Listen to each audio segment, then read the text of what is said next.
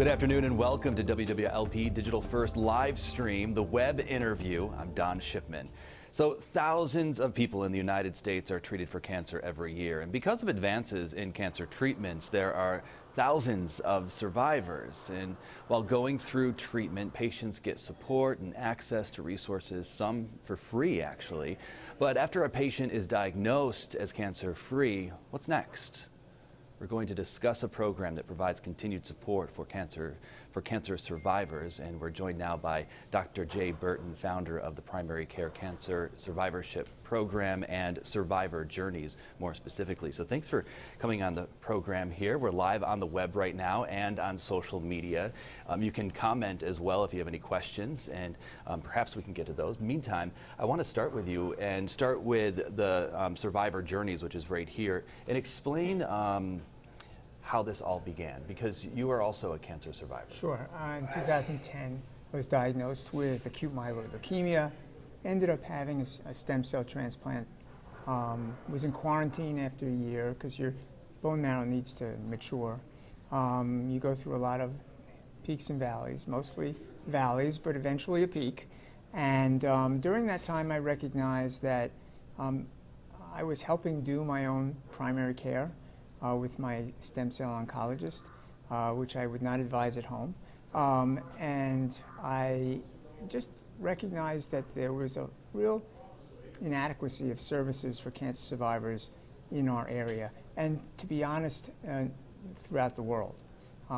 There's a lot of focus on medicines, treatments, testing, but there's not as much focus on helping cancer survivors live their lives. And I said, you know, the medical component's always going to be there. The other component is not, and needs to be developed and improved upon. So that was the genesis for Survivor Journeys. I asked you this once before, or maybe you corrected me when I was asking you a question once before about this. Explain to me cancer survivor, because we often say, oh, a person's in remission, or they're cured of cancer. So there's some debate among some people about the definition of a cancer survivor. For me, when you hear the word cancer, you go into survivorship mode. You know, it's not where cancer fits into your life, it's really where your life fits into cancer. So for me, it's that moment. It's not once you're quote unquote cured or in remission. It's really that moment you're diagnosed. And then cancer survivorship, the definition of that is living before, during, and after cancer treatment. Okay. So, Survivor Journeys, you said that there was some gaps in the system. Explain to me what that is, because it seems like my mother had cancer, and I felt like we were like thrust into the system. You got to do this, and this. So where are those gaps? The gaps are, think about that. Think about the experience you had. You were given some structure about the treatment of your mom's cancer. What tests she was going to have, what medications she was going to have, what other doctors she was going to see. There was no structure about how she was going to live her life between all those visits. You know, I certainly don't know the details, but how was she going to be involved in family life, take care of others? How was she going to adapt to have others take care of her? How the normal things of life, how were those going to be accomplished? Those don't get addressed. Why do you think that is? Because there's no machine behind it. What does that mean, a machine behind it? Well, there's, first of all, cancer survivorship is not a sexy topic, okay? There are more funds that are donated for cancer research. And those are great, and that should continue. But the reason why people are donating for cancer research is not being met by those donations. Those people are donating because they had a loved one or friend who struggled living with cancer. And when you donate for cancer research, none of that money goes to help people live with cancer. And that's why I always tell people, I think that you should continue to donate for cancer research, but remember maybe to donate to organizations that actually help cancer survivors and caregivers that live their lives. And so getting back to what you originally asked, I think that there aren't strong national, regional, local forces that are collaborating enough to make living with cancer less stressful. Let's talk about that. You used the word collaborate. So a lot of these entities, they're not talking with each other? You know, I think everyone is in their silos. It happens with quote unquote regular medicine. I'm finding that it happens with, you know, nonprofit organizations. I think it requires vision from leaders of organizations to understand and not be afraid to work with other like-minded organizations. If you have a goal in mind, there's enough good people out there doing good work in different nuances that you can really make a difference if you work together. And I had an opportunity to travel out to North Haven, and there's a program out there that it's with Yale, and you know that program. Walk me through that program. Well, it's a cancer survivorship program as part of a cancer center. It's part of the Yale Smilo Center. And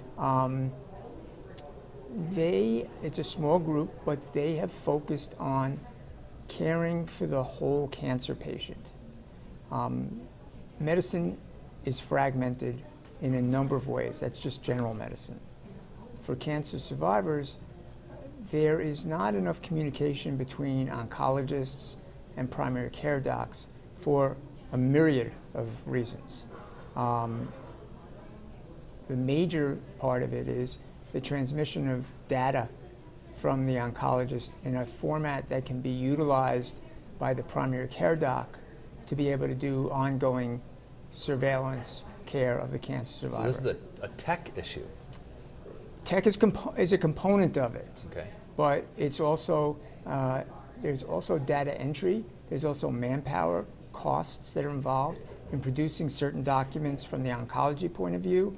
And then if that's done, and once that's done, what happens is it's transmitted to a primary care doc, but then how does it get utilized?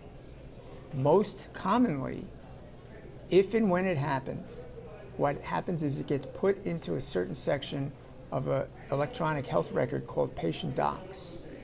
Never gets looked at again because it's not part of an everyday note. So I can just say in my office notes, it takes extra time, but the first 4 entries of every cancer survivor in my practice includes cancer diagnosis, cancer treatment, complications of the cancer and the treatment, and then surveillance. That's in every note of a cancer survivor. You come in with elbow pain, that's in the note. That doesn't happen in, I only know one other doc, primary care doc, where it happens.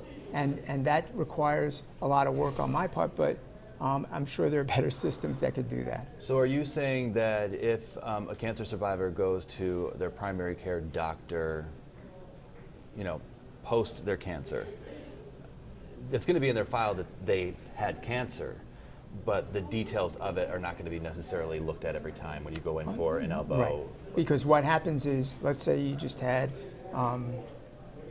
lymphoma, which is a type of blood cancer. If you go to most primary care docs' charts, the only thing it will say is history of lymphoma. There will not be any other information really in the everyday note. The information will be in the chart, buried in some other part of it, because the oncologists send information to primary care docs a great majority of the time. But you can't take care of patients that way if you don't have that data in front of you.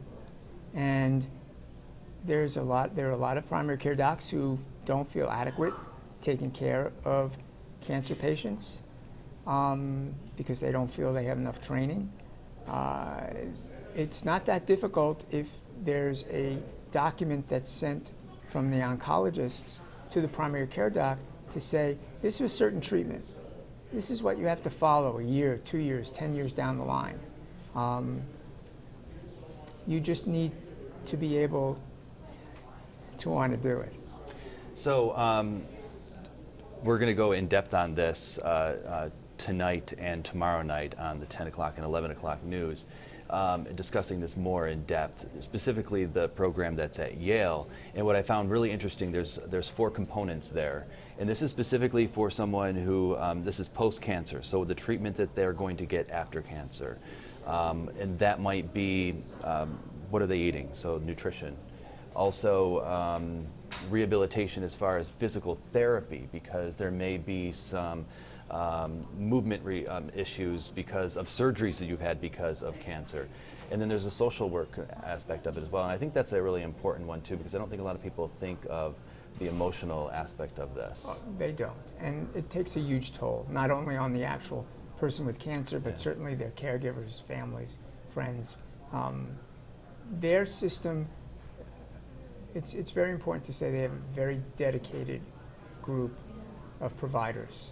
And it includes oncology, it includes primary care, it includes nutrition, it includes physical therapy, it includes social worker.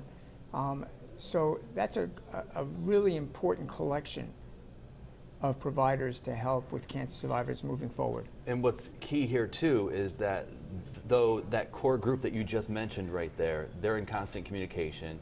The patient is also meeting with all of those people individually, and then there's a collaboration involved. There's communication. And the important thing is that their center feels that this is important. There are many places that provide cancer care where this does not happen. This is mostly in major cancer centers, but most places that provide cancer care are not major cancer centers, and they don't have these types of cancer survivorship programs. If you're just joining us on wwlp.com right now for our Digital First live stream, we're chatting with Dr. Jay Burton, the founder of Survivor Journeys. And there's actually an event that is happening this weekend. We're going to talk about that in just a moment, but I want to get back to that program and all of those different components. And one of the things I thought was very interesting with Yale was the fact that when you're going through the throes of cancer, you may be doing chemotherapy, you may be doing radiation that involves you going to the doctor's office where that takes place. After that's all done, and you're meeting with that social worker or the dietitian, physical therapist, you don't have to do it in that same building where you got your chemotherapy. Because oftentimes going back to that building can bring back a lot of bad memories. That's why in Survivor Journeys, which is the nonprofit I founded and president of, we have our programs out in the community. Yeah. And because from a personal standpoint, the last place I ever wanted to go for anything was the hospital. And I think most people who are undergoing treatment or have had treatment feel the same way. What happens in the medical exam room is your treatment, your testing, and how you're doing in terms of your response to treatment. All the other stuff that we were talking about before about living with cancer never gets talked about. And some of these topics, such as integrative health, sex and intimacy after a cancer diagnosis, fear and anxiety of a cancer occurrence, these are all topics that never get old, unfortunately. You know, we hope to be able to do this every year, and I think that these topics will always be presented because, unfortunately, there are more and more people diagnosed with cancer every day. There are people that will not have come to Cancer Survivorship 101, and we will need to present these topics, and they'll need to be talked about, and there'll need to be research done about them. Oftentimes, people a cancer survivor wants to get right back to where they were pre-cancer. And that can be difficult to do, but when you have this team working with you when it comes to your nutrition and your physical therapy, it can help.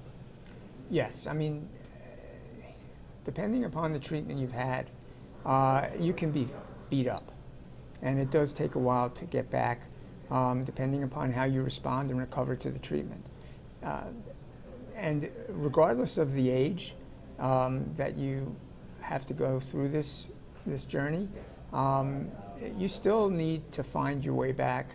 And very often, you'll need to adjust because you won't get to where you were before. It doesn't mean that you can't have a productive life. It doesn't mean you won't have a meaningful life. It doesn't mean you won't enjoy life. Being a human being, in essence, requires you to adjust every day of your life. And this is just another adjustment you have to make.